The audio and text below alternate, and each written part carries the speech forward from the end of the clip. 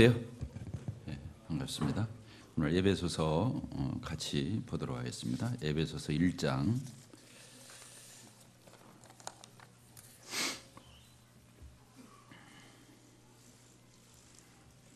1절부터 빠른 속도로 제가 14절까지 읽겠습니다.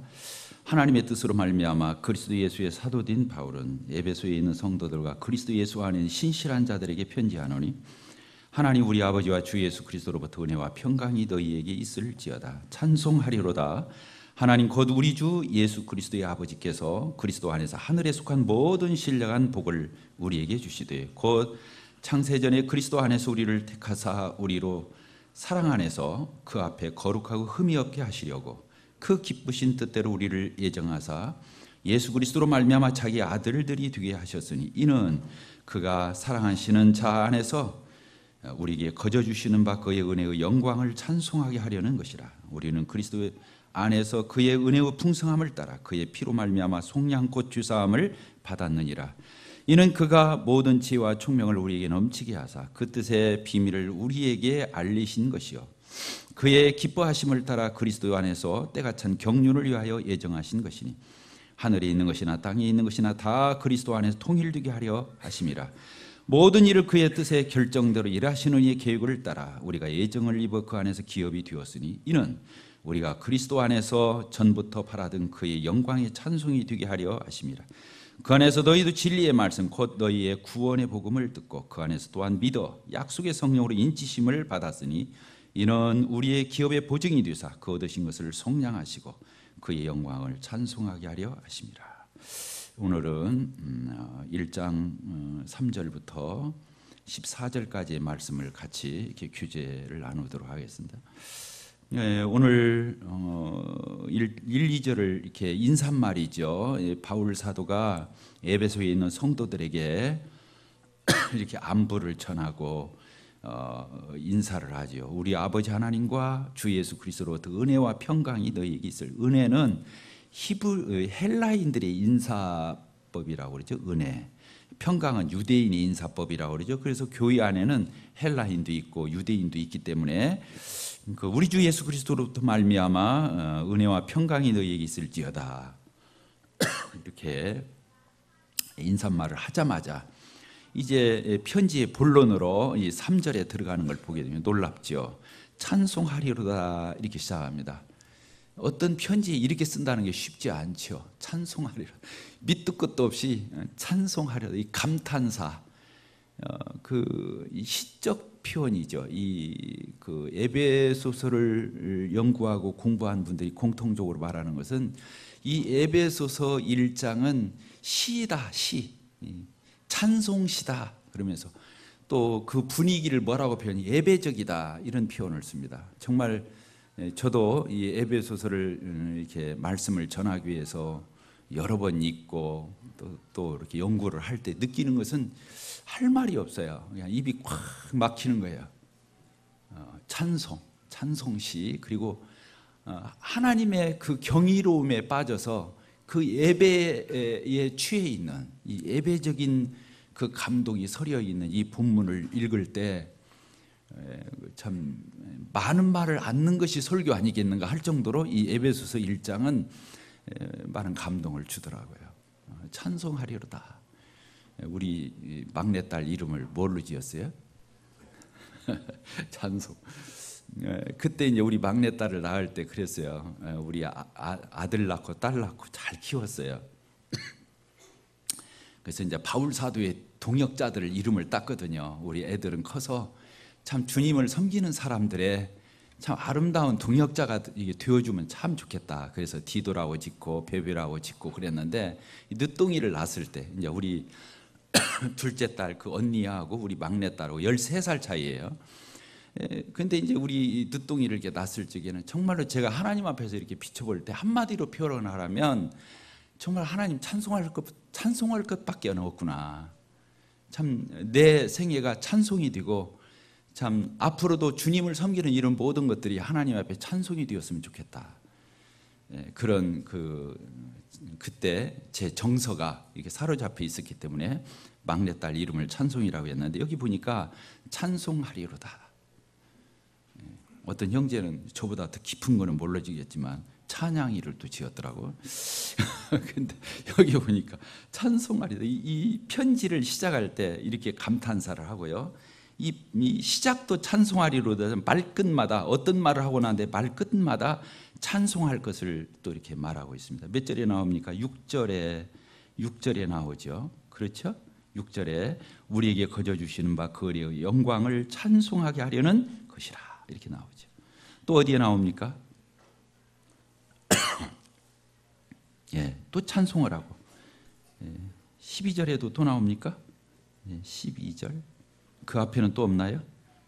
12절 보니까 그의 영광이 찬송이 되게 하려 하시니 13절, 14절 끝부분에서 또 나옵니다. 그 얻은 것을 속량하시고 그의 영광을 찬송하게 하려 하심이라. 하나님이 우리를 구원하신 거, 하나님이 우리에게 사랑을 베푸신 거, 은혜를 베푸신 거, 하나님은 안 주는 게 없어요. 우리에게 다 주셨어요. 다 주셨어요. 자기 아들까지 이렇게 주셨어요. 다른 건 다 주도 아들은 안 주잖아요. 근데 하나님은 아들도 주셨어요.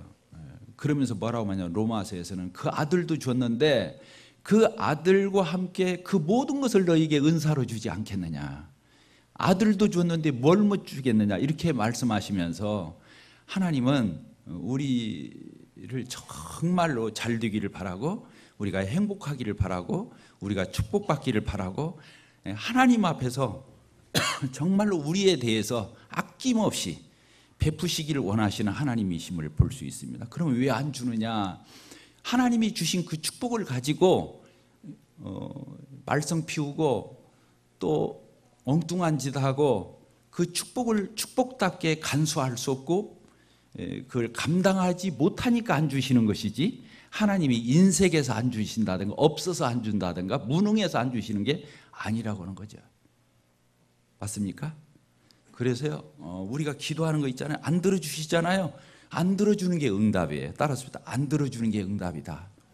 예, 그렇습니다. 나 위해서 안 들어주시는 거예요. 그게 얼마나 좋은 믿음이에요. 하나님 오직으면 안 들어주실까? 끝까지 땡깡 부린다거나 그러면 안 되고 물론 이게 정말로 내가 감당할 만도 하고 또 하나님 앞에 영광을 돌리고 그렇게 하고 싶을 적에는 뭐 끝까지 구해서 받아내야 되겠지만 하나님은 그렇게 놀라우신 분이시죠. 하나님을 의심하면 안 되죠. 하나님은 때로 안 될 때에도 나 위해서 안 된다고 그러시는 거예요. 여기 보니까 찬송에 대해서 이렇게 나옵니다. 근데 참 이 에베소서 방금 읽은 이 3절부터 14절까지가 참 장엄해요. 왜 그러냐면 삼위일체 하나님, 성삼위 하나님에 대한 이런 표현법을 쓰고 있어요. 그래서 3절부터 몇 절까지 보시냐면 이 6절까지는 성부 하나님, 따랐습니다. 성부 하나님, 아버지 하나님이죠. 이 아버지 하나님이 우리에게 베푸신 그 은혜와 사랑에 대해서 적나라하게 쓰는 걸 보게 돼요. 아버지 하나님. 그리고 이제 7절에서부터 12절까지는 성자 하나님이신 예수 그리스도 안에서 우리에게 베푸신 은혜와 사랑에 대해서 또 쭉 나열하고 있습니다. 그러면서 찬송해야 한다고. 그리고 이제 마지막에 이 2절, 13절, 14절에 대해서는 성령 안에서 우리에게 베푸신 하나님의 그 놀라운 사랑에 대해서 말씀하고 또 찬송할 걸 말해요. 그래서 아까도 우리 찬송 드렸잖아요. 거룩, 거룩, 거룩. 하나님이 너무 거룩하시기 때문에 강조법으로 3번 할 수 있죠. 아까 우리 3번씩 했죠. 곱하기 3 해가지고 3번씩 했잖아요. 찬양을. 근데 거룩도 강조하기 위해서 3번 연거푸할 수 있지만 한 번은 성부 하나님께, 한 번은 성자 하나님께, 한 번은 성령 하나님께 그 거룩을 돌린다는 의미도 있다고들 해석을 해요. 이건 이사야서 6장에 나오는데 이 거룩이란 말도 여기도 보니까 성부 하나님, 성자 하나님, 성령 하나님께 찬송을 올려야 될 것을 이렇게 참 표현하고 있는 걸 이렇게 보게 됩니다. 성부 하나님께서 우리에게 베푸신 사랑이 무엇인지 3절을 보겠습니다. 찬송하리로다 하나님 곧 뭐라고 그랬습니까? 우리 주 예수 그리스도의 아버지께서 우리 주 예수 그리스도, 하나님을 그냥 하나님 아버지 하면 될 일을 바울 사도가 풀어서 썼어요. 하나님 아버지 해놓고 우리 주 예수 그리스도의 아버지. 그 아버지가 누구 아버지예요? 또 내 아버지가 되는 거예요. 따라서 다 내 아버지. 그냥 그 다음 절이 그 말이 나와요. 그리스도 안에서 하늘에 속한 모든 신령한 복을 우리에게 주시되 뭐라고 그랬어요? 그 창세전에 그리스도 안에서 우리를 어떻게 해서요? 선택하셔서 우리로 사랑 안에서 그 앞에 거룩하게 흠이 없게 하시려고 그 기쁘신 뜻대로 우리를 예정하사 그리스도로 말미암아 뭐가 되게 했어요? 우리를 자기의 아들들이 되게 했어요. 그러니까 아까 우리 주 예수 그리스도의 아버지가 하나님이신데 그 하나님 아버지가 바로 또 내 아버지가, 왜? 우리가 하나님의 아들들이 됐잖아요. 같은 맥락에서 표현하고 있죠. 놀랐습니다. 예수님의 아버지가 내 아버지가 되다니. 예수님은 다른 말로 말하면 누구셔요? 형님이시지, 형님. 제위 되신 성자 하나님 예수 그리스도, 그분이 바로 우리의 뭐가 되신다고요? 형제가 되신다는 거예요. 형님이 되신다. 맏형님, 맏아들이라고 성경에 써 있어요. 히브리서에서는 뭐라고 하냐면 예수님이 우리를 향해서 형제라 부르기를 부끄러워 아니하셨다. 놀라운 말씀이죠. 예수님이 우리를 향해서 우리 구원받은 예수님의 보혈의 피로 구원받은, 예수님이 하나님의 독생하신 아들이잖아요. 그 아들이 죽고 우리가 살림을 받아요. 아들하고 우리가 맞바꾼 거, 그러니까 우리가 아들이 되는 거예요. 그래서 우리를 형제라 부르기를 부끄러워 안 했대. 예수님이 어느 교회에서는 형제라고 부르면 되게 기분 나쁜다고 하더라고요. 내가 집사인데, 내가 장로인데, 내가 권사인데 왜 직분을 안 불러주고 형제라고 하냐고. 형제는 아무 직임도 없는 사람한테 형제자매라고 한다는 거예요. 얼마나 기독교가 타락했는지 알겠죠? 아니요. 예수님도 우리를 향해서 형제라 부르기를 부끄러워하니 하셨어요. 근데 우리가 부끄러우면 되겠어요, 안 되겠어요? 예수님이 안 부끄러운데 왜 우리가 부끄러워해요? 여기 보니까 또 우리가 감당할 수 없는 말씀이 나와요. 뭐냐면 하늘에 속한 모든 신령한 복을 우리에게 줬대요. 따라서 합시다. 하늘에 속한 신령한 모든 복 주셨어요. 여기 주실 거다가 아니라 주셨대요. 그런데 우리가 믿음이 없어서 못 보는 거예요. 우리 눈이 흐릿해서, 우리가 그 성령으로 말미암아 하나님이 하늘에 속한 모든 신령한 복을 우리에게 다 주셨는데 우리가 그 영안이 없어서, 믿음이 영안이잖아요. 믿음이 없어서 이걸 못 보는 거예요. 그러니까 조잡한 수준으로 내가 하나님이 나에게 주신 복을 헤아리고 있는 거예요. 하나님은 모든 걸 다 줬는데, 하늘에 속한 모든 신령한 복을 다 줬는데 우리가 그걸 헤아리들 못하고 하나님 앞에 즐거워도 않고, 아까 여기 찬송하리로다 찬송해라 찬송해라 찬송해라 찬송해라 4번이 나왔는데 이렇게 앉는 거예요. 그리고 맨날 원망불평하고 조금만 뭐다 하면 그냥 코 빠지고 그냥 낙심하고 좌절하고 남의 탓하고 하나님 탓하고 막 이래.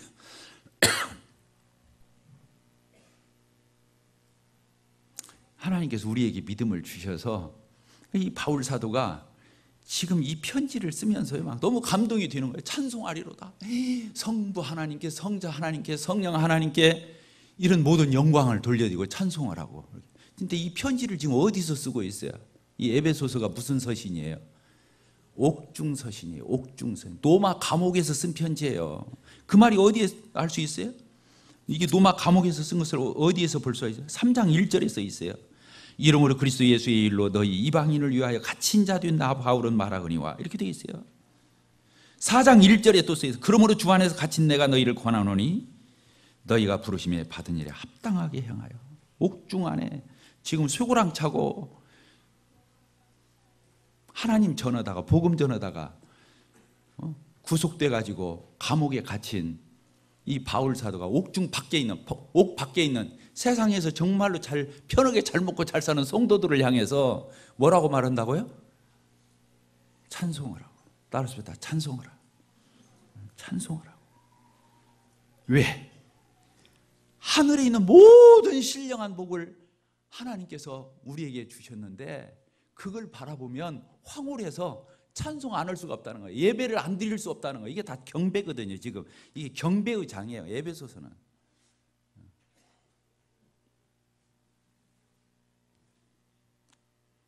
그러면서 뭐라고 했냐면요,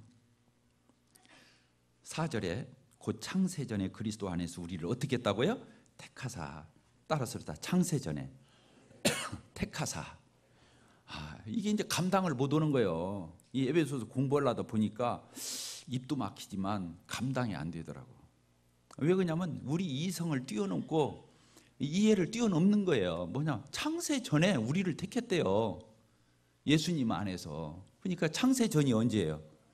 세상을 만들기 전에, 아담도 만들기 전에, 최초의 인간인 아담을 짓기 전에, 만들기 전에 하나님은요, 창세 전에 누구를 택했다고요?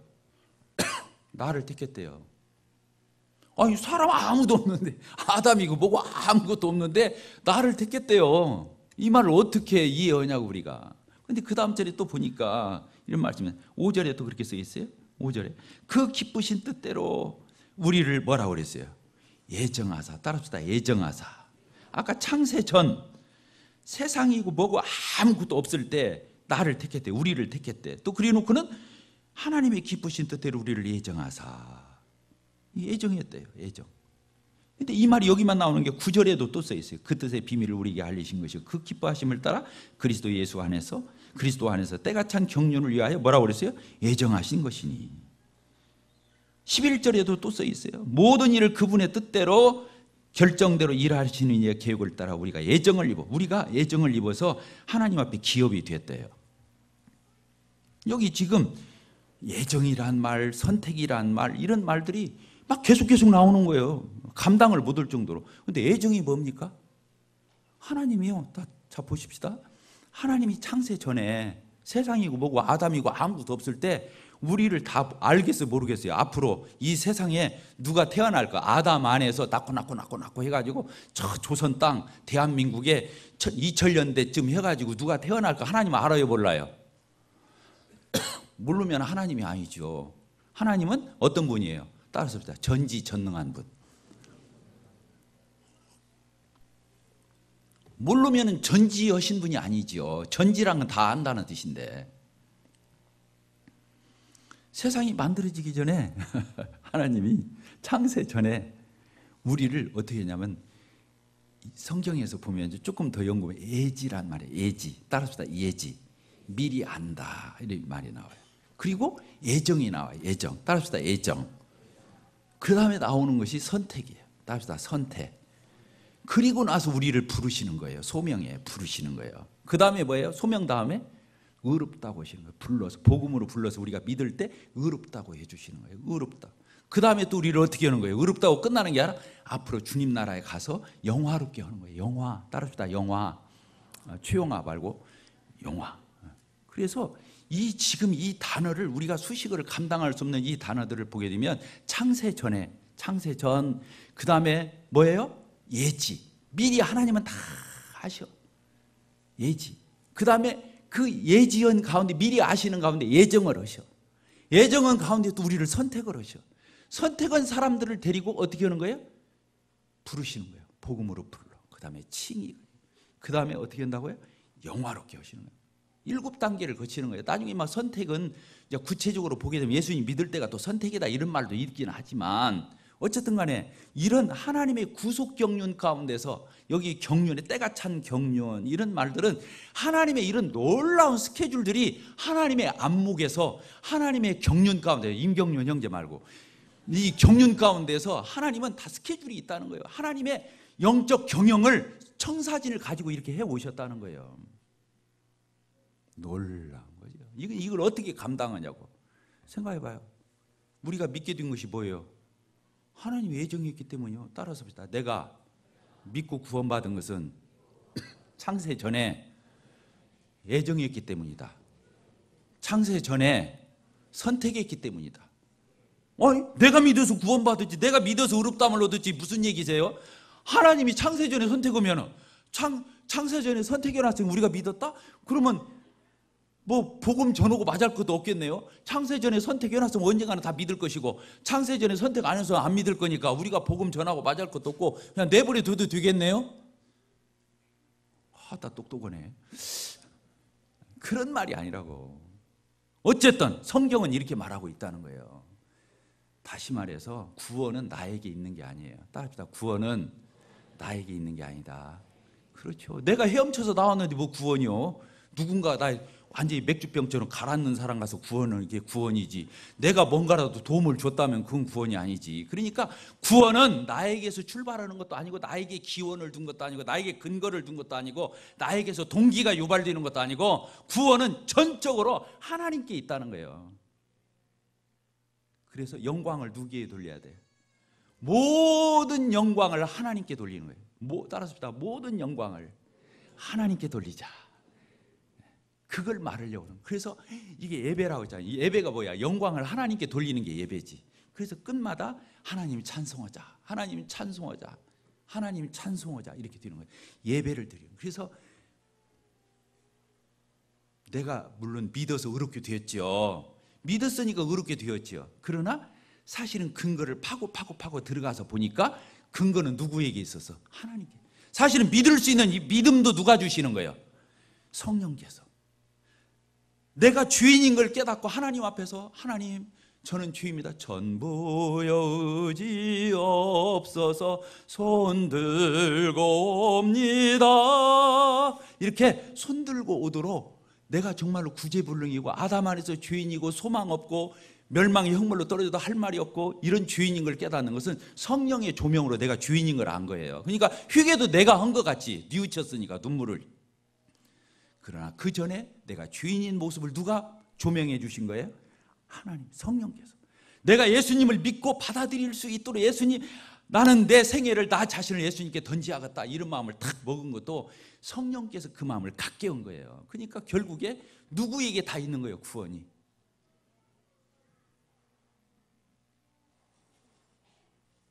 내 죗값을 예수님이 대속해서 다 치러서 다 갚았다, 다 이루었다 한 것도 내 몫이 아니었고 전혀 예수님 몫이었지만, 사실은 구원받는 절차나 그 미세한 데까지 우리가 이렇게 섬세한 데까지 뒤지고 다 들어가 봐도 모든 것은 다 누구기로부터 왔냐면 하나님께로부터 왔다는 거예요.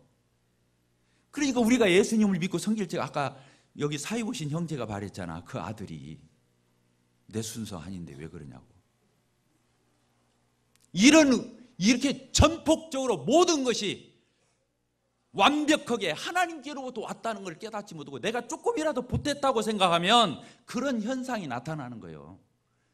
내가 예수님 붙들어서 구원받았고 내가 믿어서 구원받았다고 생각하는 사람하고, 이 믿음도 예수님이 주시고 성령이 주시고 하나님이 주시고, 창세 전에 이미 아무것도 없을 때 하나님이 예지하시고 예정하시고 선택하시고 부르시고 의롭다 하시고 우리를 영화롭게 하신 이 하나님의 스케줄을 알면 입이 다물어지는 거다고. 따라합시다. 입이 다물어지는 것이다. 그래서 군말이 없는 거예요. 그래서 이런 것을 안 성도들이 많을 때 그 교회가 말썽이 없는 거예요. 왜? 하고 싶어서 못 견디니까. 이해가 돼요? 누가 보나, 그래서 뭐 하고, 누가 다 알아주나 안 알아주나 봐가지고 하고. 전라도 말이지, 허고가.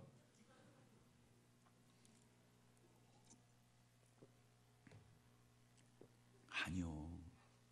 주님 그렇게 섬기면 안 돼요. 교회 청소도 다른 사람 보든 말든 오든 말든 내가 미리 와서 다 하는 거야.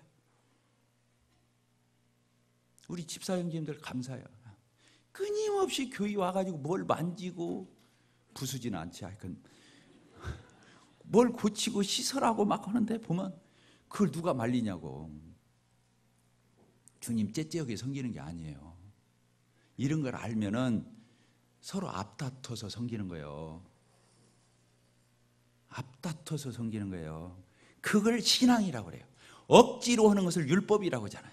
마지못해서 알아주면 하고 안 알아주면 않고 부화내고 화내고, 이거 다 뭐예요? 율법에서 오는 것들. 신앙생활 아니에요. 내가 어떤 사람을 사랑하잖아요. 가르쳐줄 필요도 없고 시킬 필요도 없고 그럴 필요 없어요. 자기가 다 알아서 해요. 그래요, 안 그래요? 안 그런가 보다. 사랑하면은 다 하게 돼 있어요. 성경에서는요, 이 성경은 사랑이에요. 하나님 사랑하셔요. 하나님이 우리한테 예배 받으려고 아들 내주고 그런 거 아니에요. 그냥 일방적으로 사랑이신 거예요. 사랑하니까 다 준 거예요. 다 준 거예요. 그러니까 우리가 또 그걸 알고 철들으니까 또 하나님께 그렇게 하는 거죠. 하는 거예요. 이 애정이란 말이 놀랍습니다. 이 애정이란 말, 택정이란 말, 선택이라는 말. 그래서요, 자, 우리 사도행전을 한번 봅시다. 이 부분이 난해할 수 있지만 사도행전을 한번 보도록 하겠습니다. 사도행전 13장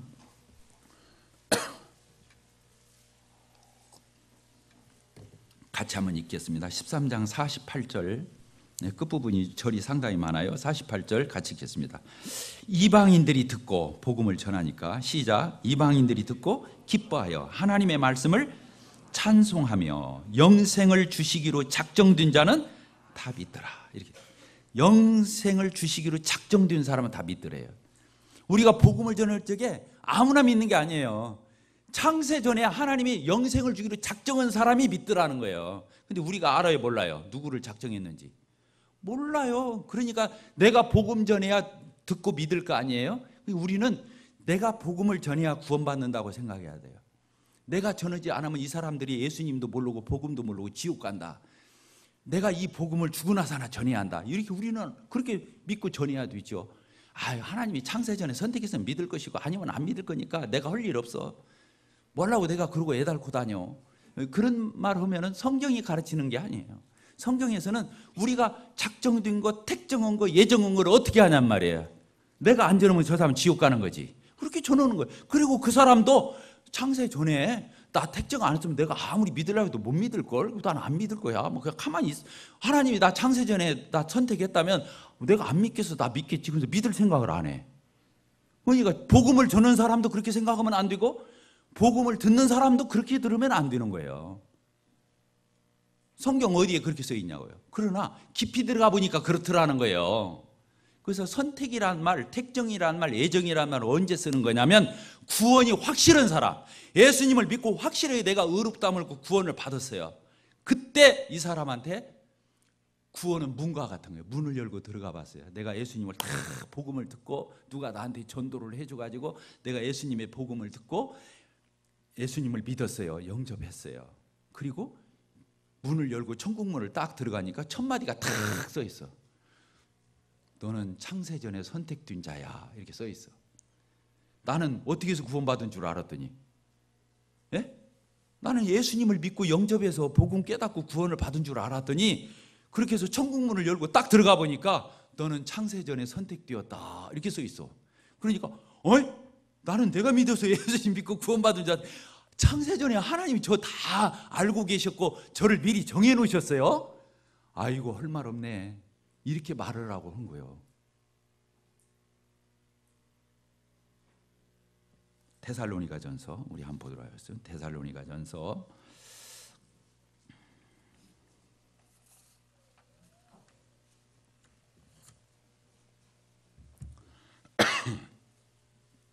1장 5절. 데살로니가전서 1장 5절 한번 보겠습니다. 같이 읽겠습니다. 시작. 4절부터 시작. 하나님의 사랑하심을 받은 형제들아, 너희를 선택하심을 내가 아노라. 너희들 창세전에 선택한 거 알겠어. 이는 우리의 복음이 너희에게 이게 전해질 때 말로만 이렇게 지식적으로만 전해지는 것이 아니라 또한 능력과 성령과 큰 확신으로 너희에게 임한 걸 보니까 너희들은 창세전에 선택한 자들 맞다. 이렇게 써놓은 거예요. 이해가 되셨습니까? 창세전에 선택된 사람 손 한번 들어봐요. 뭐 여러분들이 어떻게 알아요? 아, 그렇구나. 내가 예수님 철석같이 믿고 내가 이렇게 확신하게 예수님 믿고 따르고 이렇게 하는 걸 보니까 창세전에 나를 선택했었구만. 이렇게 되는 거예요. 지금 애매한데 그런 말 하면 안 되는 거예요.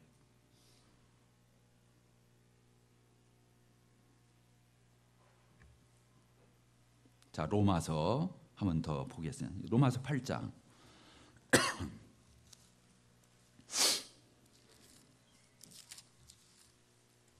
9절, 로마서 8장 9절, 29절, 미안합니다. 29절 같이 읽겠습니다. 29절 시작. 하나님이 미리 아신 자들을 또한 그 아들의 형상을 본받게 하기 위해 미리 정하셨으니 이는 그로 많은 형제 중에서 맏아들이 되게 하려 하지만 우리 맏형이라고 그랬잖아요. 여기 그렇게 써 있잖아요. 여기 그렇게 써 있죠.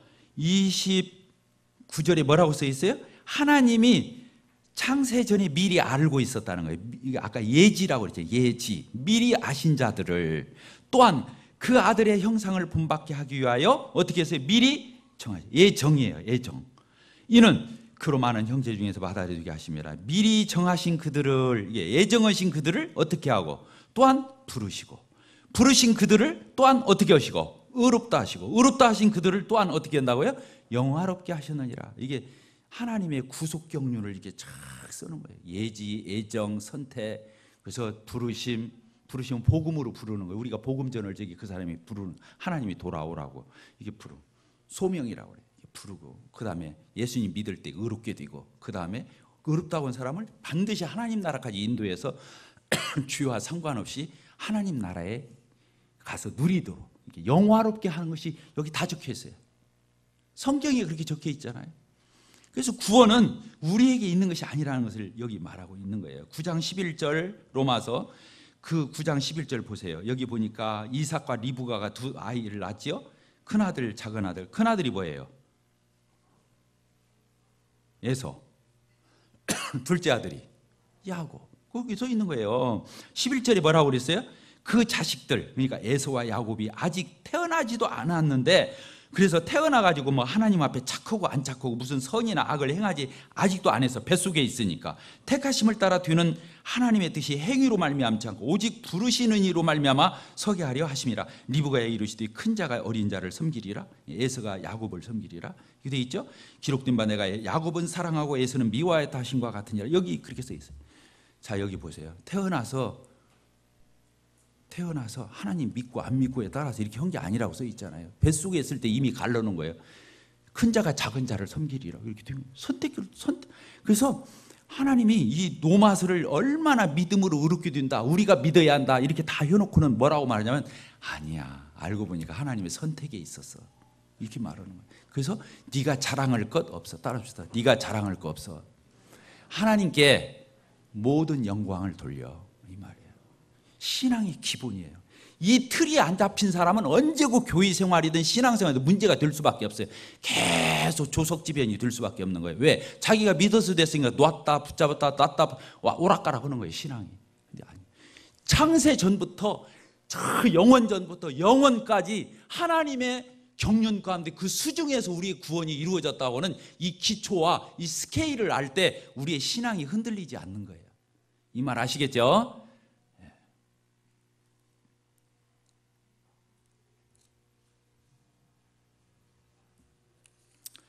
그래서 간단히 이제 마치도록 하겠습니다.